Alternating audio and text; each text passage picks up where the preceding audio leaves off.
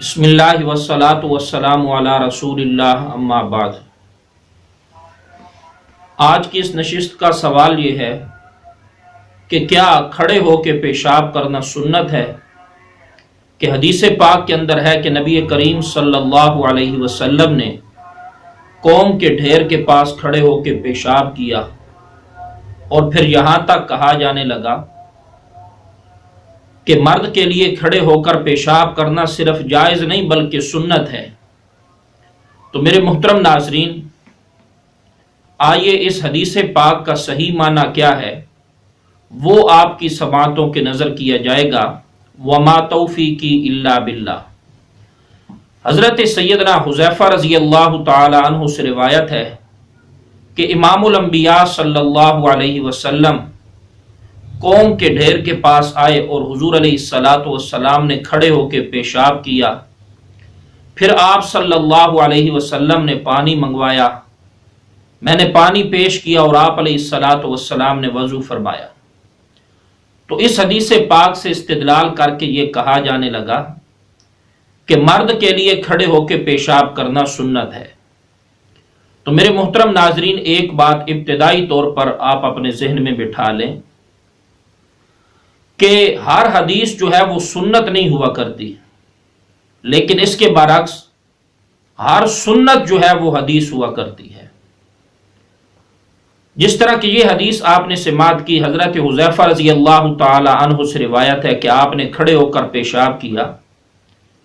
اسی طرح کتب احادیث کے اندر ایک اور حدیث بھی ملتی ہے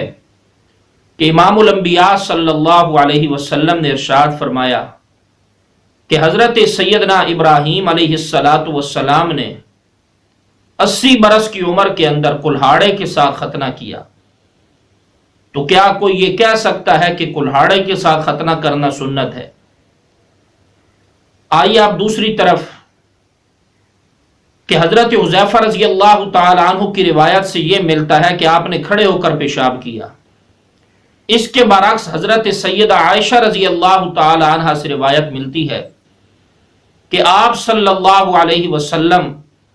کے متعلق اگر کوئی انسان یہ کہے کہ وہ کھڑے ہو کر پیشاب کیا کرتے تھے تو تم لوگوں نے اس آدمی کی تصدیق نہیں کرنی، اور آپ صلی اللہ علیہ وسلم صرف بیٹھ کر ہی قضاء حاجت پیشاب وغیرہ کیا کرتے تھے۔ تو میرے محترم ناظرین، ان دونوں احادیث مبارکہ کے اندر بظاہر تعارض ہے، تو یاد رکھیے کہ حضرت سیدہ عائشہ والی روایت جو ابھی آپ نے سماعت کی کہ آپ صرف بیٹھ کر پیشاب کیا کرتے تھے، یہ آپ علیہ الصلاۃ والسلام کا اکثر معمول ذکر کیا گیا ہے۔ اور وہ جو حضرت حذیفہ رضی اللہ تعالی عنہ والی روایت ہے وہ آپ صلی اللہ علیہ وسلم کسی عذر کی وجہ سے کھڑے ہو کر آپ نے پیشاب کیا تھا، اور وہ عذر کون سا تھا؟ تو ایک دوسری روایت کے اندر اس بات کی صراحت ملتی ہے کہ آپ صلی اللہ علیہ وسلم کی ٹانگ مبارکہ کے اندر ایک جگہ پہ زخم تھا، آپ علیہ الصلاۃ والسلام سے بیٹھنا مشکل تھا، تو آپ علیہ الصلاۃ والسلام نے کھڑے ہو کر پیشاب کر دیا۔ تو گویا کہ عذر کی وجہ سے آپ علیہ الصلاۃ والسلام نے کھڑے ہو کر کے پیشاب کیا، اور عذر سے کیا ہوا کام جو ہے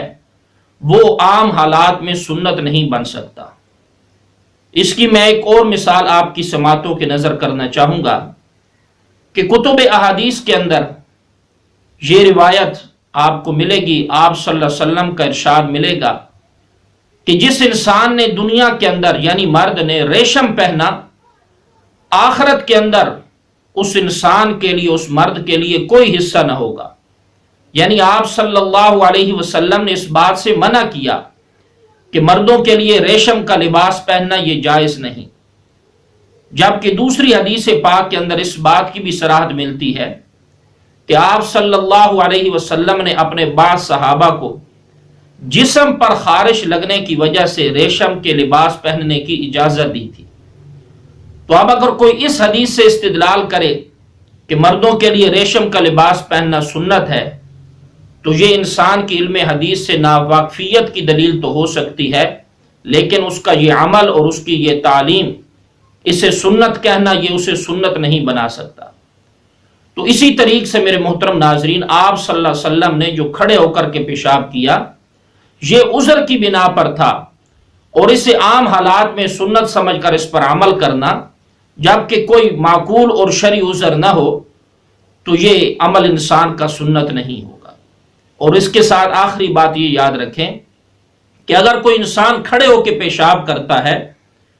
تو کھڑے ہو کر پیشاب کرنے سے انسان صحیح طرح سے اپنے پیشاب کے چھینٹوں سے بچ نہیں سکتا، جبکہ حدیث پاک کے اندر پیشاب کے چھینٹوں سے بچنے کا بھی بڑا سخت حکم دیا گیا ہے۔ ارشاد فرمایا کہ استنزہوا من البول، پیشاب سے بچو، پیشاب کے چھینٹوں سے بھی اپنے آپ کو بچاؤ، اس لیے کہ اکثر عذاب قبر وہ پیشاب کے چھینٹوں سے ہی ہوتا ہے۔ تو میرے محترم ناظرین، یہ میسج اور پیغام جو ابھی آپ نے سماعت کیا، یہ زیادہ سے زیادہ آپ شیئر کریں تاکہ امت مسلمہ کا ہر قول، ہر فعل وہ سنت رسول صلی اللہ علیہ وسلم کے مطابق ہو جائے۔ اللہ سے دعا ہے کہ اللہ کریم ہم سب کو عمل کرنے کی توفیق عطا فرمائے۔ وما علینا الا البلاغ المبین۔